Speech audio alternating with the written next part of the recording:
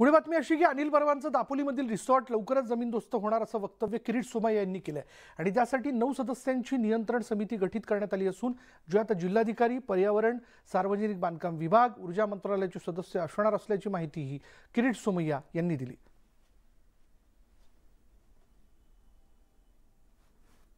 परत ते दापोली रिसॉर्ट तुटणार। 9 सदस्यांची एक मॉनिटरिंग समितीची रचना करण्यात आली आहे। पुढच्या आठवड्यात कॉन्ट्रॅक्टरची नियुक्ती 90 दिवसात साई रिसॉर्ट, सिक्वेन्स रिसॉर्ट जमीनदोस्त झालेले असेल। आदित्य ठाकरेंच्या औरंगाबाद पाठोपाठ बुलढाण्यात त्यांच्या सभेला परवानगी नाकारण्यात आली।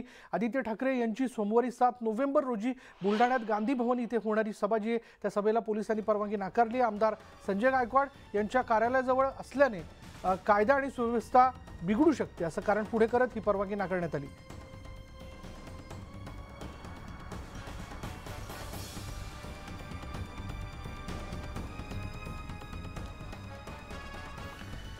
आम्ही उठाव केला नसता तर राष्ट्रवादी